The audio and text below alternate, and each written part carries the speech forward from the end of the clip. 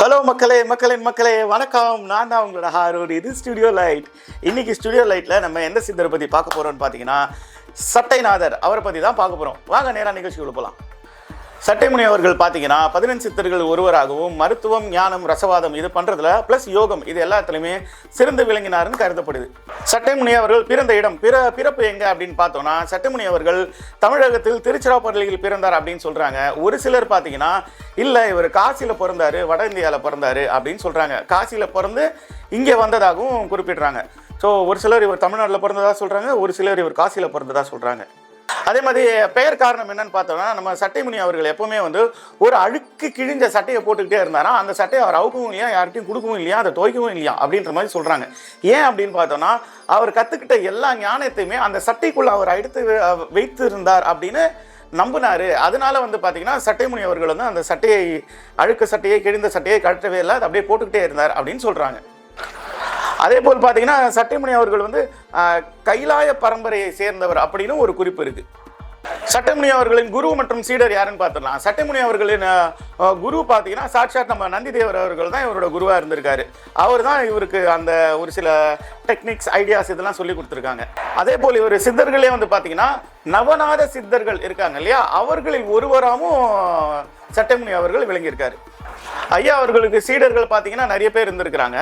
But இவரோட முதன்மையான சீடர்கள் யாருன்னு பார்த்தீங்கன்னா, ஒன்று சுந்தரானந்தர், இன்னொன்று காலங்கிநாதர். இவங்க 2 பேர் தான் பார்த்தீங்கன்னா ஐயாவோட முதன்மை சீடர்களாக இருந்திருக்கிறாங்க. ஐயாவோட முக்கிய பங்களிப்பெல்லாம் பார்த்தீங்கன்னா இதில் இருந்திருக்குன்னா ரசவாதம், காந்தகம், பாதரசம் இதை எல்லாத்தையும் வச்சு தங்கம் தயாரிப்பது எப்படி அப்படின்றத கண்டுபிடிச்சிருக்காரு. He know the key factor to prepare gold without gold. எப்படி சமயம் சொன்னோம் பார்த்தீங்களா? இந்த 3 விஷயங்களையும் வச்சு தங்கம் எப்படி செய்யறதுன்ற அந்த வித்தியை ஐயா தெரிஞ்சு வச்சுருந்துருக்காரு. நீங்களும் இந்த மெர்க்குரி சல்ஃபர்லாம் வச்சு எப்படி கோல்டு கண்டுபிடிக்கிறதுன்னு ஒரு டெஸ்ட் வேணால் பண்ணி பாருங்கள்.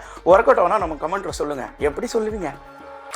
அதே போல் பார்த்தீங்கன்னா இந்த மெர்க்குரி, சல்ஃபர், பாதரசம் இதெல்லாம் வச்சு ஐயா பார்த்தீங்கன்னா அழியாத மருந்துகள், அதாவது எக்ஸ்பைரி டேட்டே இல்லாத மெடிசன்லாம் கண்டுபிடிச்சி வச்சுருக்காரு. இவர் சிவபெருமான முழுமையாக வணங்கி எந்நேரம் சிவயோகத்தில் ஈடுபட்டு சிவபெருமான் கிட்டேருந்தே இந்த ஞானத்தெல்லாம் பெற்றுக்கிட்டார் அப்படின்னு குறிப்புகள் நிறைய இருக்குங்க. அதே மாதிரி நம்ம சட்டைமுனி அவர்கள் பார்த்தீங்கன்னா சிவபெருமான், முருகப்பெருமான், திருமால் இவங்க 3 பேர் மேலேயும் அளவற்ற பாடல்கள் அவங்களை புகழ்ந்து எழுதியிருக்காரு. அந்த பாடல்கள் எல்லாமே ரொம்ப சூப்பராக இருக்கணும். நீங்கள் ஒரு வாட்டி வாசித்தாலே போதும், அந்த பாடல்கள் எல்லாம் அவ்வளோ அருமையாக இருக்கும். முக்கியமான ஒரு வரலாறு என்ன சொல்லுது அப்படின்னு பார்த்தீங்கன்னா, சட்டைமுனி அவர்கள் அவரோட ஞானத்தை அவர் தெரிஞ்சு வச்சுக்கிட்ட அந்த வித்தை இதை எல்லாத்தையும் மக்களுக்கு சொல்லணும்னு சொல்லிட்டு இந்தியாவிலேயே பார்த்தீங்கன்னா குறிப்பாக தென்பகுதியில் திருச்சியை தேர்ந்தெடுத்து காசியிலேருந்து இங்கே திருச்சிக்கு வந்திருக்கிறார். திருச்சிக்கு அவரோட ஞானத்தை எல்லாம் இங்கே உபதேசிச்சிருக்காரு அப்படின்னு ஒரு சில வரலாறு உண்டு. இப்போ நூல்கள் அந்த பகுதிக்கு வந்துடுவோம்.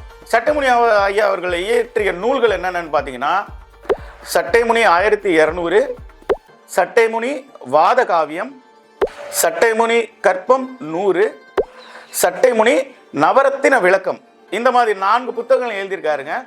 அதே மாதிரி பார்த்தீங்கன்னா இந்த 4 புத்தகங்களையும் நீங்கள் வாசித்தா கூட தங்கம் எப்படி பண்ணுறதுன்ற டெக்னிக்காக ஐயா அதில் எழுதி வைக்கல. அதனால் நீங்கள் நேராக போய்ட்டு ஆஹா ரைட் இந்த 4 புக்கில் வாங்கி ஏதாவது ஒன்றில் அந்த பாயிண்ட் இருக்கும் வாங்கி நம்மளும் கோல்டு தயாரிக்கலான்னு பார்த்தீங்கன்னா வாய்ப்பில்லை ராஜா. ரைட், இப்போ நம்ம வந்திருக்க இடம் ஐயா அவர்களோட ஜீவசமாதி. சட்டைமுனி சித்தர் அவர்கள் ஜீவசமாதி அடைந்ததாக கருதப்படும் இடம் ரொம்ப முக்கியமான இடம். எங்கன்னு பார்த்தீங்கன்னா திருவரங்கம். திருவரங்கத்தில் ஸ்ரீ அரங்கநாதர் கோயில் இருக்குது இல்லைங்களா, அது உள்ளதான் ஐயா அவர்கள் ஜீவசமாதி அடைந்தார் அப்படின்னு குறிப்புகள் இருக்குது. அங்கே அவரோட ஜீவசமாதியும் இருக்குது. இவர் பார்த்தீங்கன்னா நம்ம திருமால் மேலே அதிகமான பக்தி கொண்டு அங்கேயே அவர் ஜீவசமாதி அடைஞ்சிட்டார் அப்படின்னு சொல்கிறாங்க. அதே போல் பார்த்தீங்கன்னா அந்த ஜீவசமாதியில் பார்த்தீங்கன்னா பக்கத்திலே இவர் அணிந்திருந்தார் இல்லையா, அந்த அழுக்கு கிழிந்த சட்டை இருக்கு இல்லையா, அந்த சட்டை தொங்க விடப்பட்டு இருக்கும் அப்படின்னு சொல்கிறாங்க. நான் பார்த்ததில்லை, நீங்கள் பார்த்தீங்கன்னா சொல்லுங்கள். நான் பார்க்க கிளம்பிட்டேன், கண்டிப்பாக கூடி சீக்கிரம் பார்த்துருவேன். அதையும் உங்களுக்கு ஒரு வீடியோவாக போட்டுறேன். தனது எளிய தோற்றத்தின் மூலம் உலகியல் பற்றுகளை துறந்த நிலையில் உணர்த்தியதோடு ரசவாதத்தின் மூலம் ஞானத்தை போதித்த மகான் தான் நம்ம சட்டைமுனிநாதர்.